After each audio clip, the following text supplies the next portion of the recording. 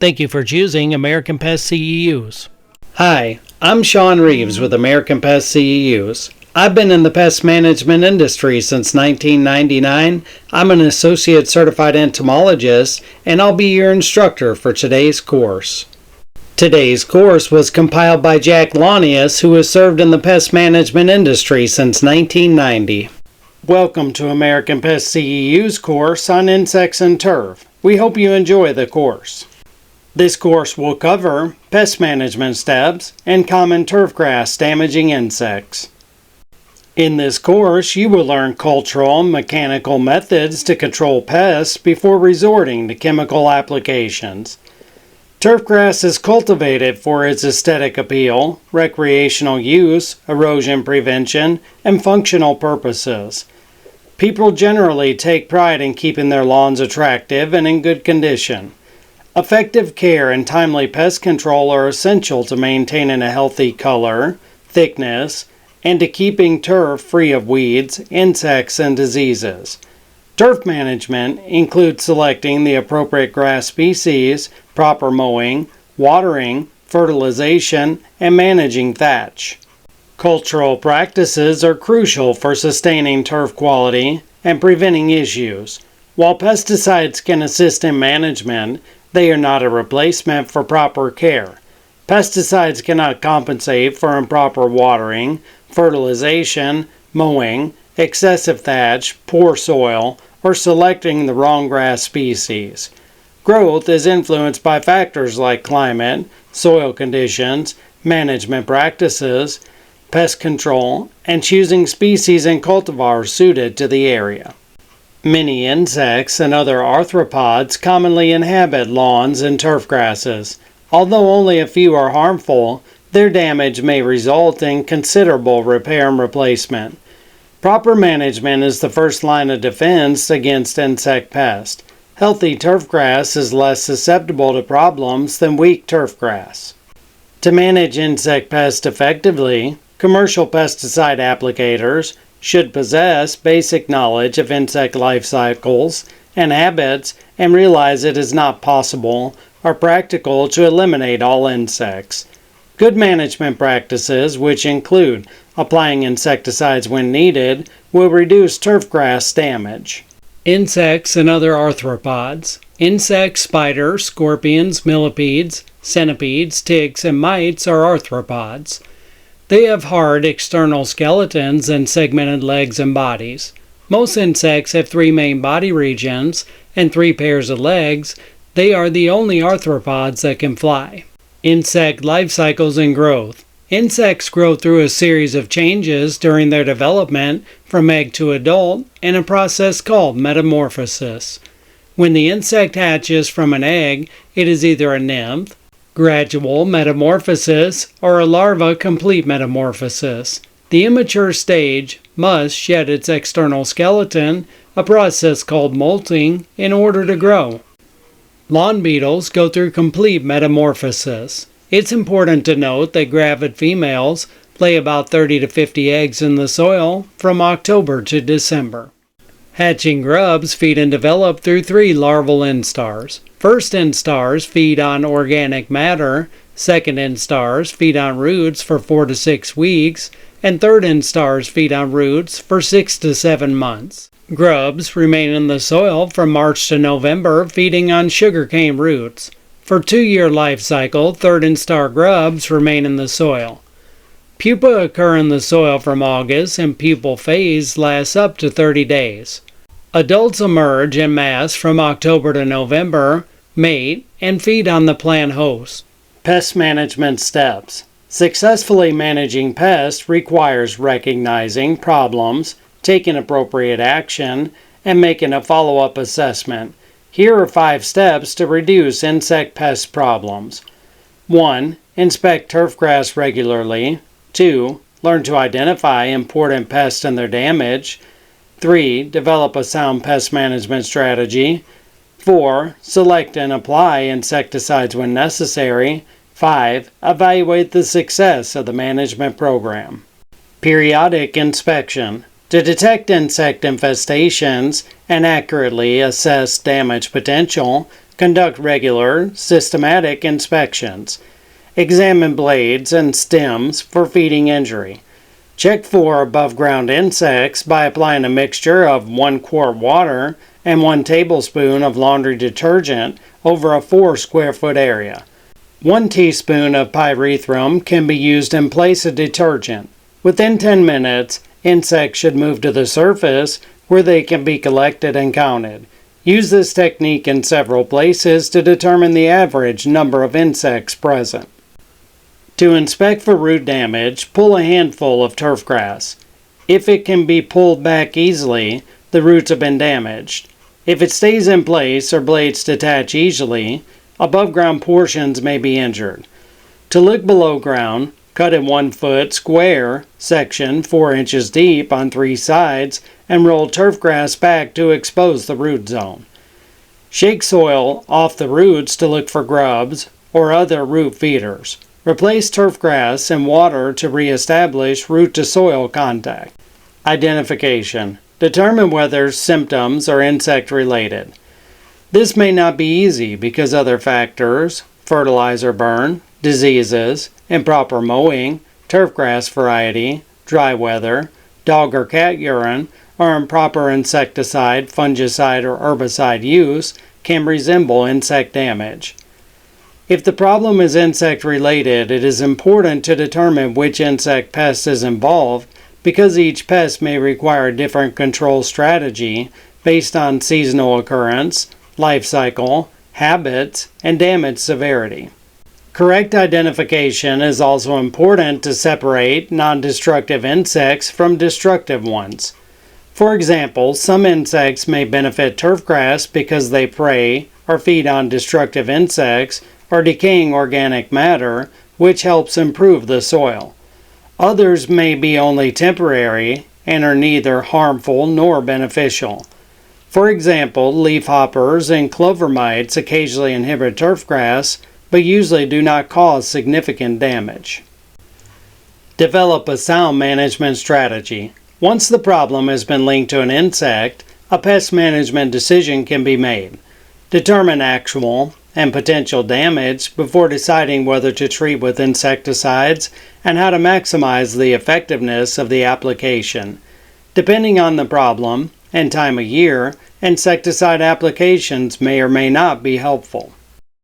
Chemical control. Insecticides should not be applied based only on existing damage without first determining whether pests are present in sufficient numbers to cause additional damage. After determining which insecticide to use, apply the insecticide at proper label rate and in sufficient quantity to turf insects, permitting thorough coverage. Some pests may have more than one generation, so repeated applications may be needed. Insecticide should be applied when most susceptible life stages, such as nymphs and adults, are present. Evaluation. Conduct a thorough evaluation to determine whether the application was successful. It may take 2 to 3 days for above-ground insects and 2 to 4 weeks for soil insects to be killed, so do not expect immediate results. If the application was not effective, determine the cause. Thatch. Thatch is a highly interwoven layer of living and dead roots, stems, leaves, and stolons, underground stems, of turfgrass that develops between green vegetation and the soil surface. A thatch layer of more than 1/2 inch may reduce effectiveness of insecticides applied for control of soil insects, such as white grubs and billbugs. Thatch chemically and physically prevents insecticides from moving into the soil where insects are feeding. These effects may be reduced by using granular insecticides or by wetting thatch before applying liquids and then watering heavily 1/2 inch or more immediately afterward. Better results can be achieved by power raking, top dressing, or applying lime. Healthy grass is like a well-balanced diet. Unhealthy grass caused by excessive thatch is the complete opposite. You'll need a dethatcher or power rake for this task. These machines are specifically designed to pull up thatch without damaging the grass. Dethatchers come in all sizes for lawns ranging from postage stamp to large acreage. Rake the thatch and remove it or add it to a compost pile. Insecticide fertilizer mixtures. Insecticide fertilizer combinations fertilize turfgrass and control insects simultaneously. Because fertilizer and insecticides are not always needed at the same time, applying either when it is not needed is not environmentally sound or cost-effective. Some insecticides work better on certain insect pests than others. It is most economical to use the best insecticide for a particular pest only when it is causing problems. Common turfgrass damaging insects. Insects that damage turfgrass can be categorized as above ground or underground pest. The two groups feed on different parts of the turfgrass and require different control strategies. Above ground pests such as sod webworms, armyworms, cutworms, and chinch bugs feed on turfgrass blades and stems. Insecticide applications should remain on blades and stems to kill insects as they crawl around or feed on the turfgrass. Underground pests, such as white grubs and billbugs, primarily feed on the roots. Insecticides should be applied and watered into the soil about a ½ inch where the insects live. Among the most damaging turf insect pests are white grubs that feed on or otherwise destroy the root systems of grass plants. They are the larval stage of one or several species of beetles, mast chafers, May or June beetle, and Japanese beetles when they get here. White grubs are robust, white, C-shaped larvae with many wrinkles or folds along the body and behind the head. The abdomen is slightly larger in diameter than the rest of the body and may appear darker in color as the grub ingests soil. White grubs have chestnut-colored, hardened head capsules and 6 legs. Depending on species and age, they may range from 1/4 to 1 1/2 inches in length. White grubs are most damaging in their later instars when they can destroy large amounts of turfgrass root material. Larvae burrow below the freeze line to overwinter, then return to the root zone to resume feeding in the spring. Depending on the species involved, grubs may feed for a single year or several years. The most common pest species feed only for 1 year and are referred to as annual white grubs. The first symptom of white grub damage is a wilting and discoloration of the turf. Eventually the turf collapses, forming irregular dead patches. Damage is usually noticeable during late summer or fall, but may sometimes be detected in the spring. Other symptoms include sod that pulls up easily, like rolling back a carpet, revealing white grubs underneath. Sometimes raccoons, skunks, or flocks of blackbirds foraging in the lawn may indicate a severe grub infestation. The destructive foraging activity of these animals can sometimes cause more damage than the grubs themselves. Drought often manifests grub damage to turf, and minor damage can sometimes be masked by increasing irrigation.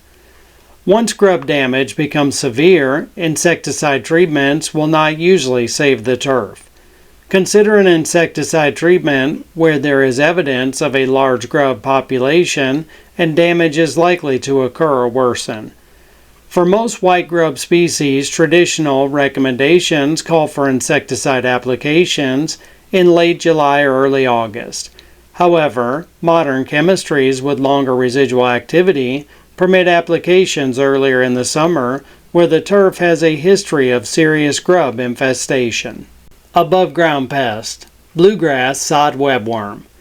Infestations often damage bluegrass or mixtures of bluegrass and tall fescue. This webworm attacks bentgrass, golf course greens, tall fescue, and occasionally Bermuda grass. Bermuda grass usually grows vigorously enough to minimize serious problems.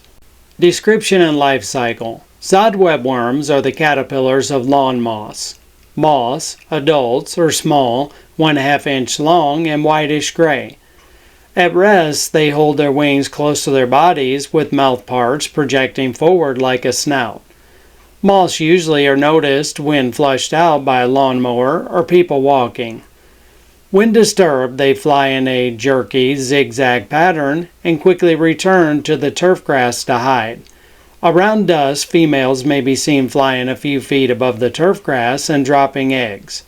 In a few days, eggs hatch into small caterpillars that damage turf grass. Caterpillars' larvae generally have dark heads and rows of light brown spots arranged in rings around greenish-gray bodies. They live near the soil surface in silken shelters covered with turf grass, with webs created from thatch woven into a mat. Larvae clip grass blades close to the ground and pull them into the silken runways. Most feeding occurs while webworms are protected. After several weeks, mature 3/4-inch larvae change into pupa and emerge as moths. 2 generations occur each year. First-generation adults appear in June, and second-generation adults in late July and August. Months may vary by location. Sod webworm larvae grow to approximately 1 inch in length. They are tan or dusky green with distinct dark spots over their entire body. The larvae often hide in silk-lined tunnels within the thatch. They feed on leaf blades and stems of a variety of turf grass species, especially well-maintained turf in sunny locations. Although extensive feeding can cause thinning turf and brown patches, damaged areas usually recover. First instar sod webworm larvae are leaf skeletonizers. Later instars notch or cut off leaf blades and pull them into the burrow. Heavily infested turf, more than 100 square yards, quickly appears moth-eaten with irregular patches of brown grass or bare areas. Significant damage can occur on drought-affected bluegrass and on bentgrass, green, and tea areas. Damage and detection. Close clipping by sod webworm larvae does not kill turf grass directly, but exposes the crown to excessive sunlight. Damage is worse during hot, dry weather. As the caterpillar grows, it can damage an area of turf grass about the size of a softball. If the infestation is severe, spots may enlarge. Webworm feeding damage symptoms may be confused with other causes of spots. These include fertilizer burn, diseases, improper mowing, grass variety characteristics, dry weather, cat and dog urine, improper pesticide use, or damage associated with underground feeding of insects such as white grubs or billbugs. If lawn moths are abundant, watch for caterpillar feeding over the next 7 to 14 days. An abundance of moths does not necessarily mean that damaging larval populations will develop. Another sign of a sod webworm infestation is the presence of large numbers of birds, particularly starlings that peck holes in turf grass looking for caterpillars. Often caterpillars can be found feeding at the periphery of a damaged area. Look for green fecal pellets and webs covered with clippings in the thatch near the soil line. Apply a detergent or pyrethroid insecticide mixture. Count the number of larvae present. If fewer than 8 caterpillars are found per square foot, insecticide treatment is probably not warranted unless turf grass is highly stressed. Healthy turf grass may tolerate more webworms because it has a much better chance of recovering from feeding. Chemical control. Insecticide application should be considered when 2 to 4 webworms per square foot of sod are detected. Mowing turf grass before applying insecticide will minimize the amount of post-spray contact. Using a grass catcher to catch clippings will reduce the amount of insecticide intercepted. One method of timing spray applications is to apply the insecticide 7 to 10 days after moth numbers peak. Treat to control first-generation larvae in June, but only if necessary. High moth numbers do not necessarily translate into a serious problem with larvae. Lawns are often treated unnecessarily to suppress first-generation larvae. This is especially true of pure fescue turf grass. To avoid over-application of insecticides, initiate a routine inspection program to detect damage. Apply insecticides only when infestations have been confirmed. Use enough water to thoroughly moisten turfgrass and thatch, but not to the point of runoff. After applying an insecticide, irrigate lightly to move material to the turfgrass crown. Avoid irrigating heavily for 2 days. When using a granular insecticide, apply 1/2 to 1 inch of water within 24 hours of treatment. Do not mow afterwards. Check the label to determine the minimum interval between applications, which will vary depending on the application rate. Even if the first generation was treated, another application may be necessary to control the second generation. A late July or August application may be needed because many insecticides applied for the first generation work only from 1 to 4 weeks. Moths from untreated lawns in the area may reinfest turfgrass by laying eggs for the second generation. A post-treatment evaluation should be done to determine whether the insecticide was effective. Children and pets must be prevented from entering treated areas until sprays have dried. Check the label for other precautions. Clean all equipment after use and store insecticides in areas not accessible to children. Other chemicals. Removing thatch in autumn will destroy overwintering eggs and prevent populations from building up the following season. Buffalo grass sod webworm. The buffalo grass sod webworm is a pest in western Kansas with a different life cycle and biology than the bluegrass sod webworm.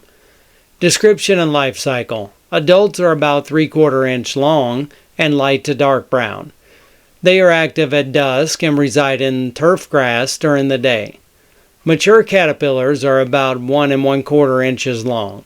They have a light brown head and light brown spots arranged in rings around grayish bodies. In the spring, caterpillars that overwintered begin to feed on buffalo grass. During the day, caterpillars live in an extensive silken runway near the soil surface. They rarely leave this protective habitat and extend the system laterally to access new grass blades, which are severed and pulled into the habitat for eating. Caterpillars feed throughout the summer and pupate in August. Female moths do not fly readily, so they usually lay eggs in short buffalo grass or bare areas close to where they emerge from the pupal case. After they hatch, the small caterpillars find secluded places in the soil near the roots of turf grass to spend the winter. There is 1 generation per year. Damage and detection. The first signs of damage are spots with leaf blades missing and silk tubes across the soil surface. Heavy infestations may result in spots exceeding 10 feet in diameter. Pulling on infested turf grass may not remove roots because the damaged stems break off with little resistance. The loss of leaves defoliation exposes turf grass stems and possibly the crown to sunlight. Damage is much more severe during hot, dry weather, on berms, or elevated locations. Chemical control. Implement control measures when there is 1 defoliated spot per square yard of buffalo grass. Buffalo grass sod webworm caterpillars cannot be detected using the water detergent mixture because they hide in tunnels near the soil surface. Buffalo grass sod webworm caterpillars are difficult to control using insecticides labeled for sod webworms. Apply insecticides in mid-May to kill the young caterpillars as they gather food at night. 2 applications may be needed, with the second application 10 to 14 days after the first. To determine if the insecticide application was effective, crouch down when the turf grass is dry a few days after treatment and look for dead webworm larvae. A large number of larvae that receive a fatal dose of insecticide may leave the webbing and die. If no dead larvae are found and large numbers of live larvae are present and doing damage 1 week after treatment, check the label to determine if the insecticide was properly applied using sufficient water volume. If there were no issues with the application technique and the weather was not rainy or cool, some insecticides are not effective when applied during cool temperatures, it may be necessary to use another product or consult with your local extension agent. Cutworms and armyworms. Description and life cycle. Cutworms and armyworms are the caterpillars of several species of night-flying moths. Cutworms are plump, smooth, and often greasy looking. Cutworms typically curl up tightly when disturbed. They have green, brown, gray, or striped bodies up to 1 3/4 inches long. Although about the same size, armyworms differ in appearance. True armyworms are plump, sparsely haired, generally green to brown larvae with dark stripes down the sides and back. In contrast, fall armyworm larvae have more conspicuous, longer hairs located on definite, black tubercles and an inverted Y-shaped suture located at the front of the head. These caterpillars feed on the above-ground plant parts of many turf grasses and are a pest of many garden and field crops. Cutworm larvae are typically noticed early in the growing season, or not until late summer when subsequent generations begin feeding. Adult cutworm and true armyworm moths appear between April and July, whereas fall armyworms may not be present until late July. Females lay about 500 eggs on the lower leaves over a 2 to 3 week period. Caterpillars usually remain hidden during the day and feed at night. A second or third generation of cutworms may emerge in the summer and early fall. The caterpillars stop feeding and seek concealed areas to spend the winter. Damage and detection. Cutworms feed on blades and cut plants off near the soil surface. Grasses appear ragged and may turn brown from the feeding of these larvae. Damage is more likely if the lawn borders large, untended fields. Armyworms, in particular, seem to be attracted to areas of lush vegetation. When vegetation in nearby areas has been removed and caterpillars are forced to seek new food, inspect turf grass more frequently.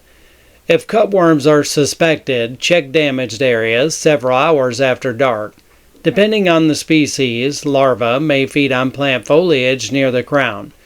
Damage near the crown is much more serious than simple foliar feeding.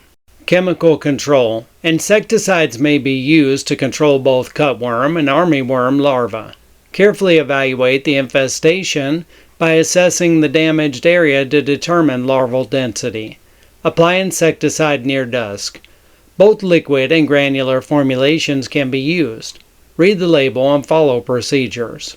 Chinch bugs are common in zoysia grass but seldom cause significant damage. Occasionally they feed on Bermuda grass and bluegrass. Description and life cycle. Chinch bugs remove plant fluid from turf grass blades. They are about 1/8 inch long, black to gray in color with white markings. Large numbers may develop and remain unnoticed for some time until damage is evident. Adults overwinter in bunch grasses and feed on various other grasses in the spring. Females lay about 200 eggs over 3 to 5 weeks. After eggs hatch, nymphs begin feeding. A second generation occurs in the summer. As nymphs mature, a white waistband becomes noticeable. Big-eyed bugs, which are predators, may be mistaken for chinch bugs, resulting in an unnecessary application of insecticide. For more information on natural enemies, contact your local extension agent or university. Damage and detection. Most damage is caused by red nymphs that remove plant fluids from zoysia grass. Chinch bug feeding causes yellow patches, usually located in sunny areas. A distinctive odor similar to vinegar may be noticeable. Chinch bugs concentrate feeding efforts at the edge of dying patches of turf grass. They thrive under hot and dry conditions and may be killed by a fungus in wet weather. During hot and dry weather, 5 to 10 chinch bugs per square foot may weaken zoysia grass and reduce disease resistance. On warm days, inspect turf grass for chinch bugs in the morning. They typically enter cracks in the soil at the edges of sidewalks, driveways, and curbs in the afternoon. A coffee can be opened on both ends and can be used to monitor for chinch bugs. Insert the can into the turf grass at the edge of a damaged area and fill with water. Chinch bugs will float to the surface. The detergent method or can be used. Close inspections should be conducted when initial signs of damage are observed. Insecticides can be used against chinch bugs. Application timing, coverage, and frequency are important. Water before spraying to enhance the movement of the insecticide to the target site. After applying the insecticide, water enough, about a ½ inch, to move the insecticide into the thatch layer where most chinch bugs are located. To prevent insecticide from leaching down below the zone where chinch bugs reside, do not overwater.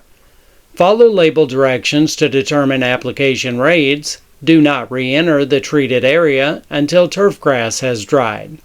False chinch bug. The adult false chinch bug is slightly less than 1/4 inch long. It has a black body, brown to reddish yellow legs, and white wings with triangular black areas midway back along the outer margins. Early instar nymphs are red with a white band across the body.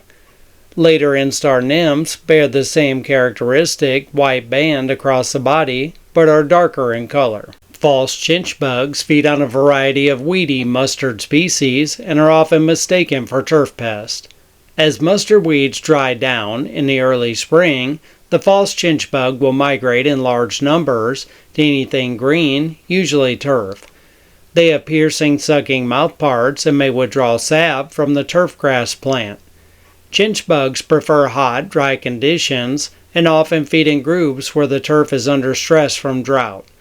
Their feeding results in the destruction of plant vascular tissue, causing the plants to die in a top-down fashion. The presence of large numbers of chinch bugs during hot, dry conditions may warrant an insecticide treatment. Such treatment should be targeted to penetrate the turf canopy and may be lightly irrigated to facilitate movement into the thatch. Ants. Description and habits. Ants may be red, yellow, brown, or black and may be winged or wingless. They have narrow waistlines and elbowed or bent antennae.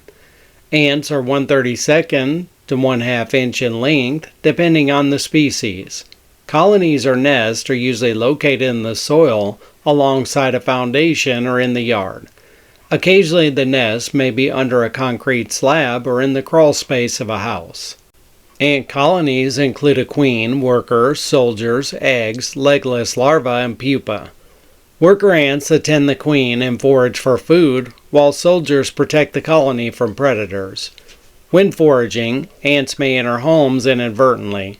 Infestations in homes may be associated with turf grass located close to the foundation. Damage and detection. Ants build nests in the ground and form mounds around nest openings. The unsightly mounds make it difficult to mow turf grass and sometimes smother a portion of the surrounding turf grass. In addition, turf grass stands may be weakened by ants that feed on the seeds and roots of turf grass. Chemical control. Insecticides are available for ant control. For home use, bait formulations are the most effective and less harmful to children and pets. Mowing before applying an insecticide exposes more of the mounds and minimizes the need to enter the treated area sooner than necessary. Apply spray or granules to ant mounds, then water thoroughly. Exclude pets and people from the area until turf grass has dried. Underground pest, white grubs. White grubs refers to the larval stage of a number of very destructive insect species. May beetles or June bugs, also known as Phylophagia, southern mass chafers or Cyclocephala, and black turf grass, Adaenius. Description and life cycle. Adults vary from light brown to nearly black. Foliage feeding occurs at night from April through June. Many trees and shrubs are also attacked, but usually damage is inconsequential. Females deposit eggs in turf grass during the day. Eggs hatch within 3 to 4 weeks into small grubs. These grubs are C-shaped and vary from white to light brown. They have brown heads, 6 legs, and a dark area on the abdomen or hind end. Mature white grubs are up to 1 inch long. Billbug grubs are similar in shape but white, legless, and smaller. In the fall, they again burrow down below the frost line to overwinter. Third-year feeding stops by mid-June when a pupal cell is formed. Adults emerge from pupa in July and August but do not appear above ground until April or May of the following year. The southern mass chafer has become a common pest of turfgrass, especially turf with heavy thatch accumulation. This insect has a 1-year life cycle. Eggs are laid in July and hatch into grubs in early August. Grubs do the most damage to turfgrass during August and September. By mid-October, grubs have moved down into the soil to form cells for overwintering. In April, grubs migrate upward again to feed on roots. Unless numbers are excessive, turfgrass damage may be minimal. Pupation occurs in May, and adults emerge in late June through early July. Damage and detection. Damaged turfgrass may wilt, turn brown, and die even under conditions of minimal water stress. Turfgrass can be pulled with minimal resistance, and a section of sod can be rolled back like a carpet because the grubs have substantially damaged the roots. C-shaped grubs may be present in the area. Although damage may be difficult to detect, infested stems may have tunnels caused by small billbug grubs. Grub-infested turfgrass often attracts skunks, raccoons, and birds, which feed on the grubs. In addition, these vertebrates may destroy turfgrass in the process of searching for grubs. Inspect the root zone for grubs if dead areas appear in August or September. Other types of damage that can be confused with grub infestation include fertilizer burn, diseases, improper mowing, dry weather, spots caused by dog or cat urine, improper pesticide, insecticide, fungicide, or herbicide use, or damage from above-ground insect feeding, sod webworms, or cutworms. Chemical control. Insecticides are available for white grub control. They should be applied before eggs hatch because young grubs are more susceptible than mature or older grubs. 3 or more grubs per square foot may justify applying an insecticide. 8 to 10 grubs per square foot usually results in severe turfgrass damage and warrants treatment. Treatment thresholds may be helpful in determining when to apply insecticide. If turfgrass is monitored, these levels should never be reached. When they are, multiple applications of an insecticide are required. To control or regulate annual white grub populations, larvae, of the southern mass chafer, apply insecticides when grubs are small and feeding in the upper 2 inches of the soil. Insecticide applications will be most effective 3 to 4 weeks after peak adult flight. Infestation levels may vary depending on environmental conditions, such as temperature, moisture, and soil conditions, dry versus wet. Turfgrass damage is more pronounced during late summer, August through September, as grubs increase in size and populations. Successful control is possible if insecticides are applied in early August. In some situations, applying insecticides preventatively by mid to late July may increase effectiveness. Before applying an insecticide, be sure to remove thatch so treatment will penetrate the root zone where grubs are located. Do not treat annual white grubs early to midsummer because only adults are present at this time. If the problem is caused by Phylophagia grubs, 3-year grubs known as May beetles or June bugs, the treatment period is less well defined because grub age may be an important factor. Active feeding can be expected throughout the season if Phylophagia spp grubs are less than an inch and in the second calendar year of their life cycle. May beetles or June bugs require 3 years to complete their life cycle. Grubs feed on roots, then tunnel below the frost line to overwinter. In the spring of the second year, grubs migrate to the root zone and resume feeding. Turfgrass may be severely damaged during this time. Insecticide applications may be effective from mid-May through September. If most 3-year grubs are an inch or more, they are probably in the 3rd year of larval development. This means that damage should be minimal by mid-June. Insecticide should be applied before substantial damage is noticeable. Billbugs may infest zoysia grass and have also been found in Bermuda grass and bluegrass. Description: billbugs are dark-colored weevils approximately 1/4 inch long. Their antennae are attached at the base of an elongated snout, which serves as a prominent feature for identification. The adults overwinter in protected areas in soil or leaf litter. In the spring, females lay their eggs inside the stems and above-ground shoots of various turf species. Legless, white larvae emerge from the eggs and begin feeding inside the plant stems. As the larvae mature, they move to the crown and roots where they can kill the plant. Adults are 1/4 to 3/8 inch long with long snouts or mouth parts. They are usually located near stems at the soil surface. Most grubs reach maturity in early summer. Damage from new infestations may be noticeable from August to early September. Characteristic symptoms include the appearance of individual dead plants that first give the turf a spotty appearance. These small spots then begin to coalesce into larger patches of dead and dying plants that easily break away from the soil.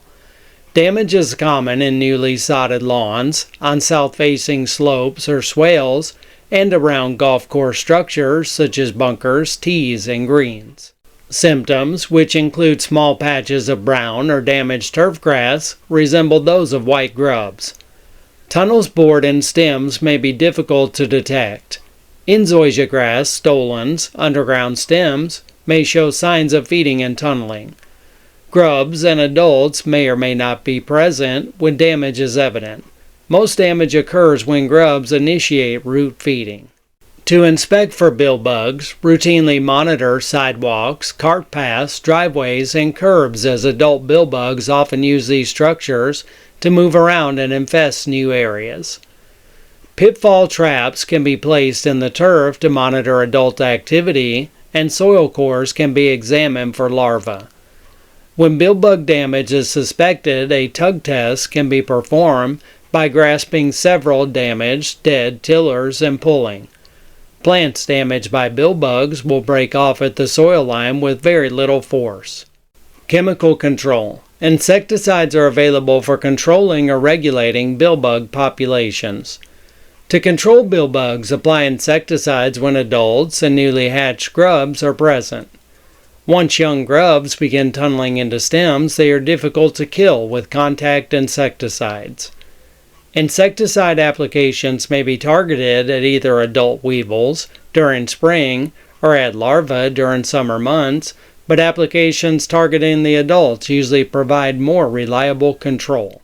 Insecticides can be applied in July to control grubs that are feeding on roots. To enhance effectiveness, remove thatch, especially if thick. This allows treatment to penetrate the zone where grubs and adults are located.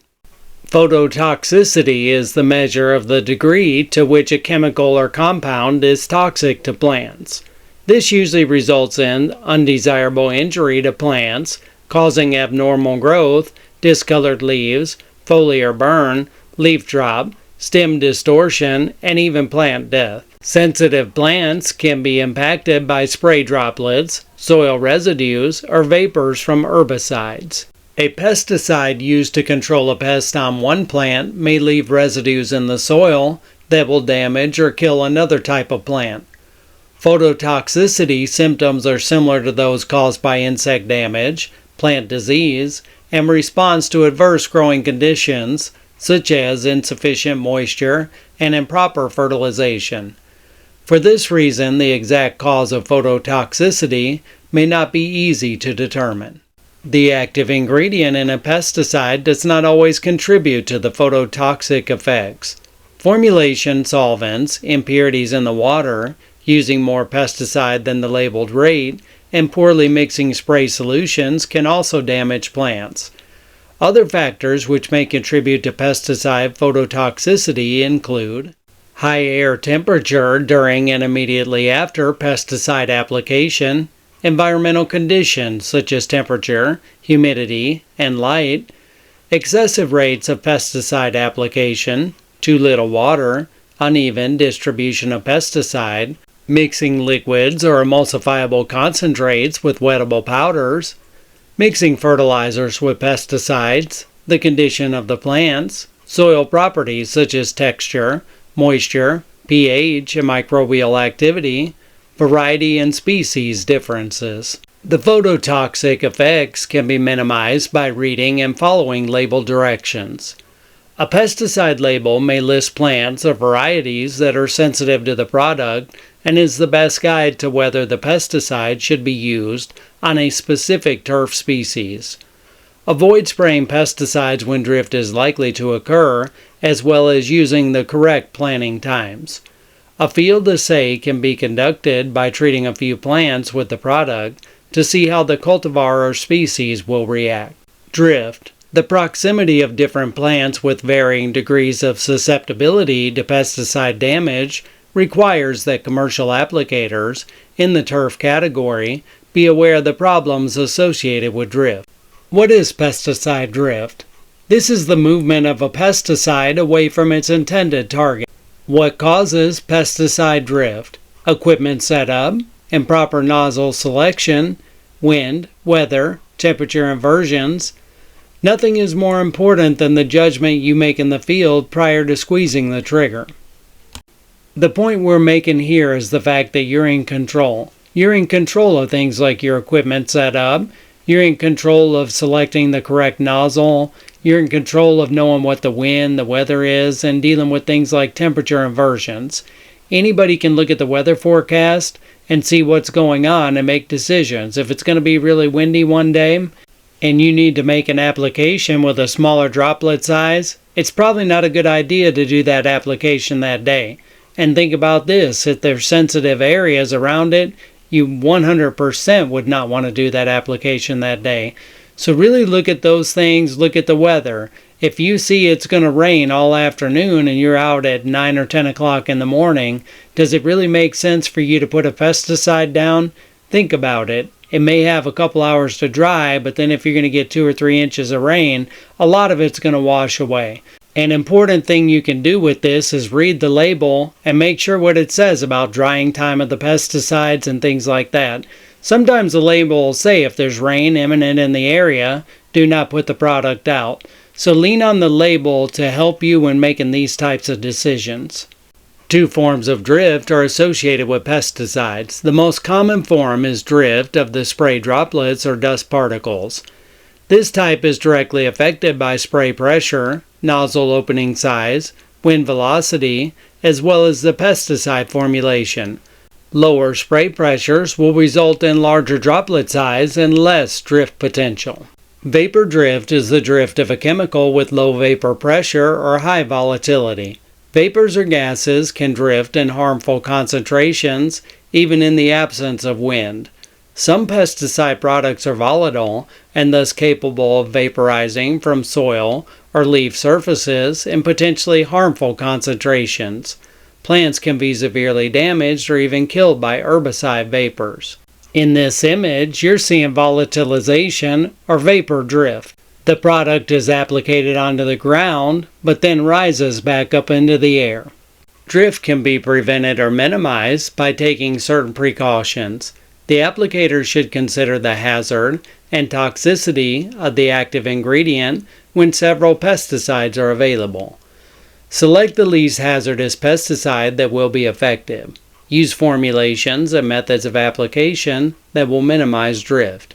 Use products with low volatility. If possible, select pesticides that are safe for both target and non-target plants. Apply pesticides when wind speeds are low, less than 5 miles per hour, and are blowing away from sensitive areas, e.g. waterways, crops, etc. Use the lowest operating pressure and largest nozzle opening. Keep the nozzles as close to the target or the surface as possible.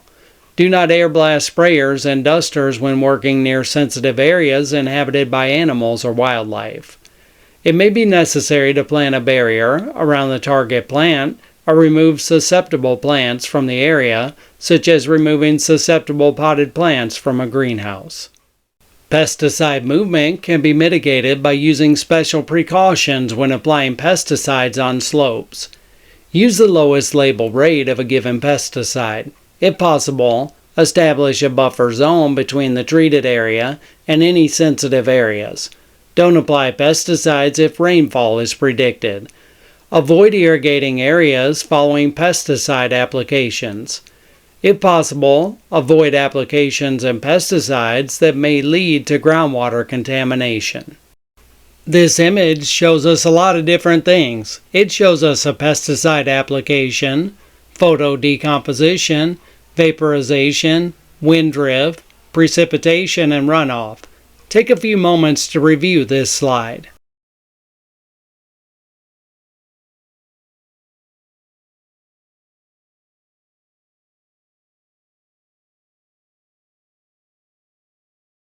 Persistence.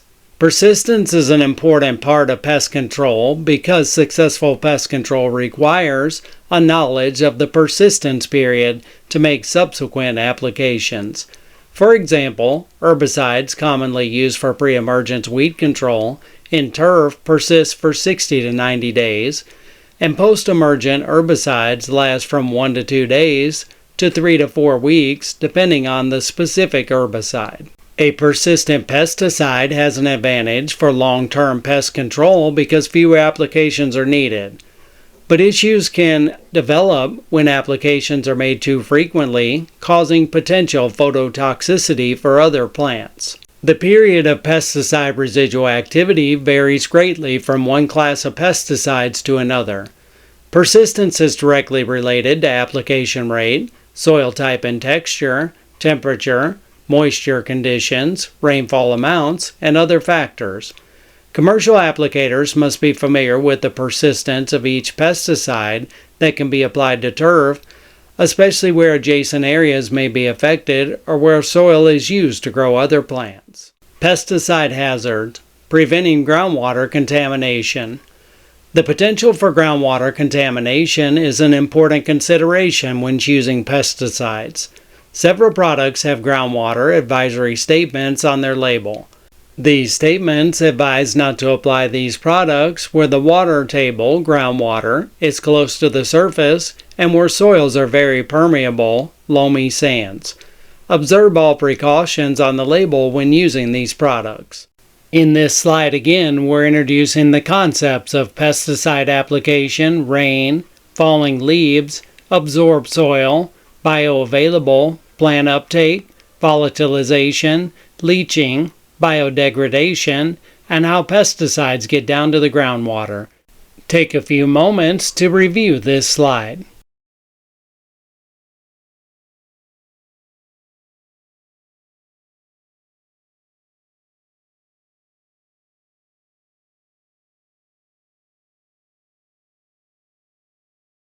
Protecting humans, pets, and domestic animals.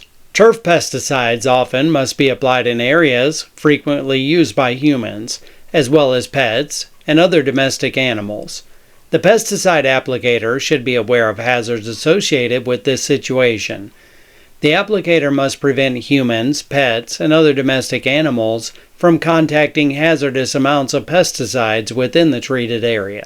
Follow safety precautions in these situations to limit exposure. The applicator should make sure the correct location is being treated. Animals and humans should be kept from the area during the pesticide application. They should also be kept from the area of potential drift or runoff until the spray residues have dried or the dust has settled. Before treatment, always check neighbors' yards for children or pets that may come into contact with spray drift. Remove toys, pet food dishes, bird feeders, or other items from the application site. Also avoid spraying fish ponds, bird baths, and lawn furniture, as pesticide residues on these articles can be a hazard. Remove all clothing from the area. Make sure all house windows are closed. Observe pesticide label restrictions concerning tolerance for fruits and vegetables. Sweep or rinse away any puddles. Secure all pesticide containers or spray equipment before moving sites. Do not use pesticides when people or pets cannot be excluded during the re-entry period specified on the label. Following good cultural practices is the primary method for managing insect damage to lawns. Growing appropriate grass species for a particular climatic region and providing lawns with proper care are especially important. As we just mentioned, appropriate grass species for a particular climatic region and providing lawns with proper care are especially important. Practices such as irrigating and fertilizing have a major impact on lawn health. Practices such as thatch removal, choice of mowing height and frequency, and providing grass with more light by pruning tree branches are also important in certain situations. Naturally occurring biological control agents, such as predators and parasites, may limit some insect pests. Pesticides should never be applied unless a pest has been identified, is present at damaging levels, and is present in a susceptible life stage. If pesticide applications are necessary, choose IPM-compatible materials that have minimum impacts on beneficial organisms and the environment. We wanted to take a moment to thank the following photographers for their contribution in making this course.